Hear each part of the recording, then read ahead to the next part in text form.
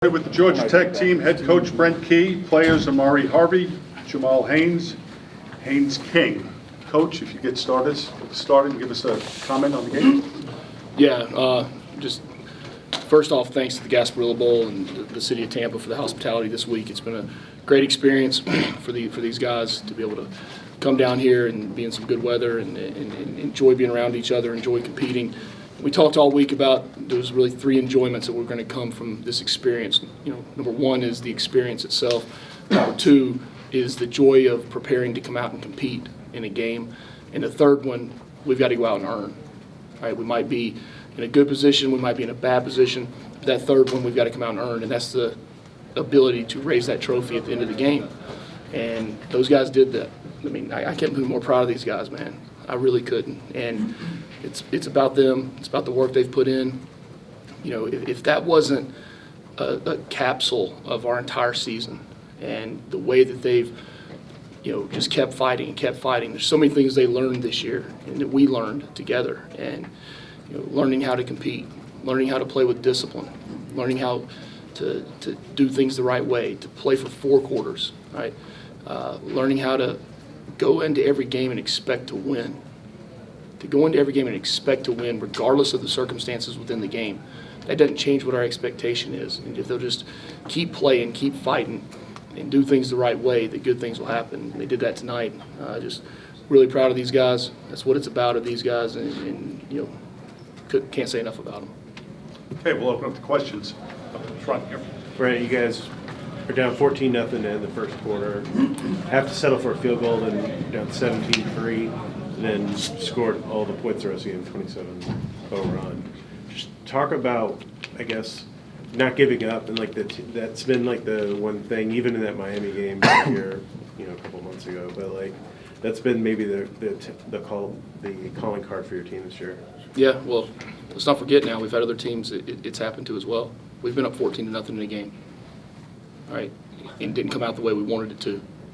Right, well, we learn from those mistakes. We learn from those experiences. You know, I've heard a lot in my career, don't ever waste a failure. Right? Don't ever waste an opportunity that you can get better from. And these guys did that. You know, they answered every challenge. I mean, I hope we're underdogs every game from now on. I mean, it's one of those things that I think, but that's what Georgia Tech is. You know, Georgia Tech's it's a school of people that work. It's a school of people that it teaches you how to figure things out. It teaches you how to solve problems, right? It teaches you to keep pushing ahead. And I talk to these guys all the time about you can't do anything about what's in the past except for learn from it. You can't do anything about something in the future except for prepare for it. And we have to live in the moment. We have to stay, you know, be where our feet are at all times. And they do that. And they kept playing. They kept playing. They kept playing. And it's only going to help us grow as the years go on and you know, we continue to move forward. But you know, there's a group of guys in that locker room that's the last time to ever wear the white and gold, and what they've done for this program, what they've done for all of Georgia Tech, I can't say enough about it. In front here. Coach, you were able to not only lead the team to its first bowl game in a little bit, you were able to win it. Like, do you believe this is the start of something special here at Georgia Tech? Well, I think every day is the beginning of a new day and beginning to continue to work towards things that are great. I mean, we challenge each other. I mean, I don't say I challenge them. We challenge each other to come in every day and do the absolute best we can do, be the absolute best we can be the best version of ourselves individually, collectively as a team, right? And work as hard as we can, right? We tell them not to look at the scoreboard when you're down. Well, why am I going to tell them to look forward a year at what we might be? Doesn't make any sense. You know, we're going to enjoy the heck out of this tonight. We're going to enjoy this. We're going to enjoy the holidays with our family, which, you know, we've been away from. And I know not just the players, but the coaching staff that's put in so many hours, you know, getting ready for this game and recruiting. But then we'll be back. We'll be back in January, and it's a new team. Right? It's new goals. It's new aspirations. It's new camaraderie in the locker room. Right? And we'll start it over again. In the back. Yeah. Oh, Coach Key, after that slow start, in the second half, you guys on offense and defense and kicking really controlled the play. Is that momentum? Is that adjustments? Was that physicality, all of the above? Yeah, I mean, really, it was from the second quarter on, if I'm not mistaken. It was, I think there was something, the first, what was it, 2 or 3 drives, they had 17 points maybe in the first 3 drives and 250-something yards. In the next 7 drives, they had, just over 100 yards and 0 points. So, a big part of that is the guys trusting the plan. A big part of that is coaches making adjustments. Bowl games are a little bit like the first game of the season. There's a lot of unknown in them of how a team's going to come out, what they're going to change. They've had 3 weeks to prepare for you. You've had 3 weeks to prepare for them. But good teams have good teams, good coaches, and they have players that are willing to buy into what they're being told and the adjustments that are being made, and smart enough to go out and do them, smart enough to execute them. Right? I mean, that's a credit to these guys here. Second run. Amari, defensively, you guys started a little slow, but as the game went on, it seemed like you really started to dial into what they were trying to do. What did you see out there? It wasn't nothing that they did. It was something that we did. You've been fighting through adversity. You find out who a real man is when they back against the wall. Everything not going their way. We just kept pushing to the down break. Yes. Jamal, first full season as a running back. What would you, looking back, like you really seemed to get better as the season went along. Looking back, reflecting on your first year as a running back, how were you able to get better every single game, it seemed like? And then what does it say about the Georgia Tech offense that you guys just continue to run the ball with success? Simply just a huge shout out to the coaches and the players inside the locker room. Making that position change wasn't easy, but with their support and with their help, it became a lot easier as the season going on. And huge shout out to the running back room. They always have each other's back. We always have each other's back, no matter who's inside the game. We already know that anybody can go in there and get right. Shout out to the O-line. The O-line does a phenomenal job each and every day in and day out. They work their tail off. And that just goes to show like what this offense can really do and what this offense can really become in the future. Question. Brent, along those same lines, 27 straight running plays to end the game. It's got to be pretty sweet for a former O-line. Was it really? Wow. Besides the kneel down. Is it proper to say no comment? What do you think it felt like? It was awesome. No, you win the surest way, and we got to a position where now you start to count possessions. You count possessions. You're counting time on the clock. You're looking at timeouts on both sides. I had to. I burned a couple early. One of them on the challenge. But they had all 3. So that really changes the game now. So you've got to eat the clock and be able to and I thought the coaches, not just the coaches, but I thought Haynes did a heck of a job now. I mean, that play was coming in just like we practiced at 18 seconds. We were getting it all in, and he was staring at the shot clock there and snapping that sucker at 1 second. I mean, that was awesome, man. Far left over here. Question for Haynes. Coach Key was talking the other day about how your teammates respond to your leadership. I'm just wondering, in this game when you got down 14-0, I mean, did you have much to say to the guys? Or did you try to rally them? It was pretty much everybody.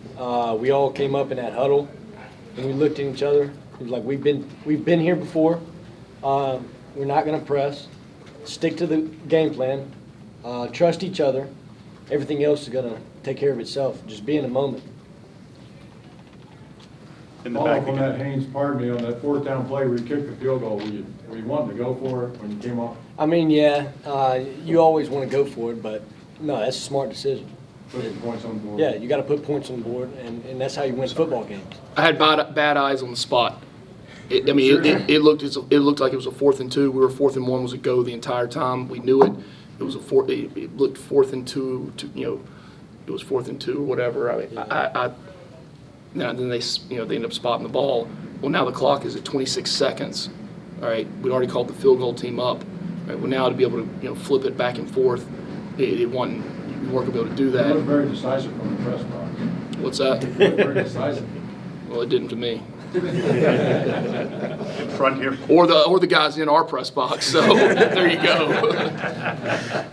Coach, the college football news cycle today was going to dominate with Florida State suing the ACC, the ACC suing Florida State, and there's a lot of chaos in different areas of the sport. And how rewarding is it to see a team, you put on a good game, you see the joy on the players' faces after the game, and how much joy is in the locker room. And Haynes, you could talk a little bit too about kind of just how there's chaos in different areas of the sport, but like when it boils down to it, it's still all about the players. Is this question about chaos, or is this question about enjoying the moment with the players? As far as enjoying the moment with the players, of course, that's what it's about, is to be able to, sacrifice and give up, and to give things, a way that means something to you, to be able to have a win, all right, to be able to have the outcome that you want. I have no clue what you're talking about anything else. I don't watch the news. I have no social media. So I can't comment on something I don't know about. Back up front.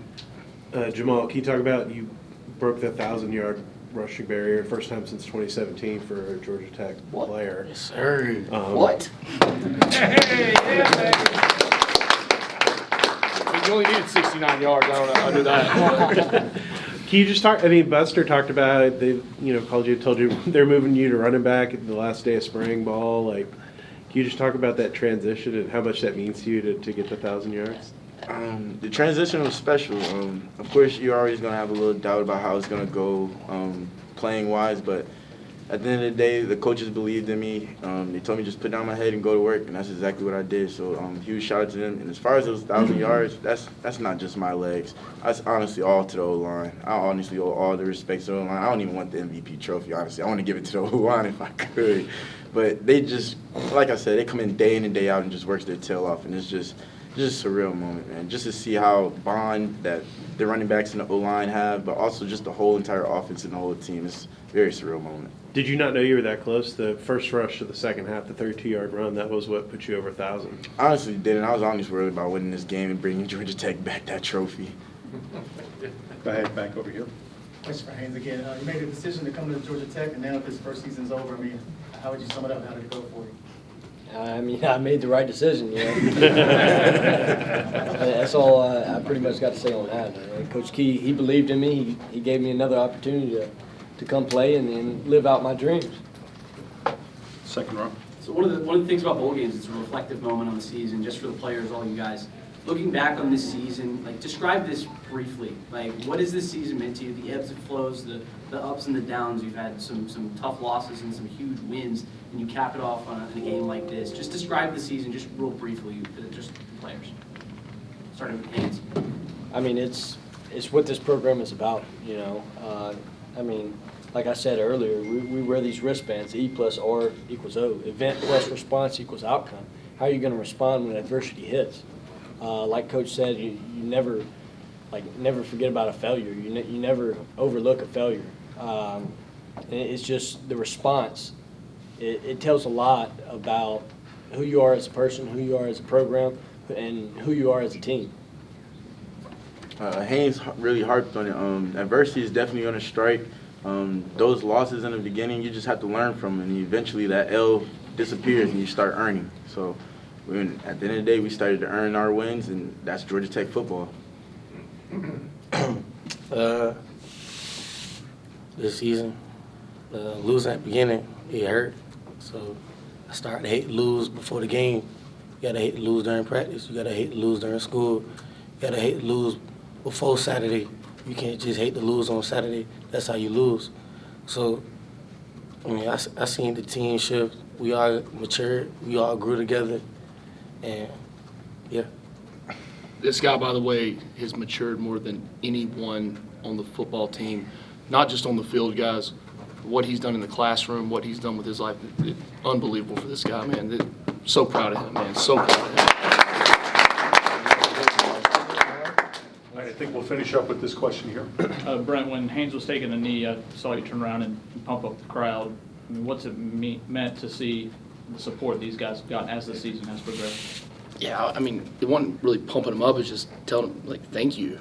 I mean, some of the best memories I have playing at Georgia Tech and being a Tech man are are the fans. The fans, the students, the support that we get, and it's awesome to see that. It's awesome to see people that are behind these guys. I see it now different than I did as a player. As a player, it's just support, but now it's a lot of people that are supporting these kids and young men, whatever you want to say. I mean, but it has a different feel to it, as a coach now as it did or when it did as a player. All right, gentlemen, thank you very much. Thank you.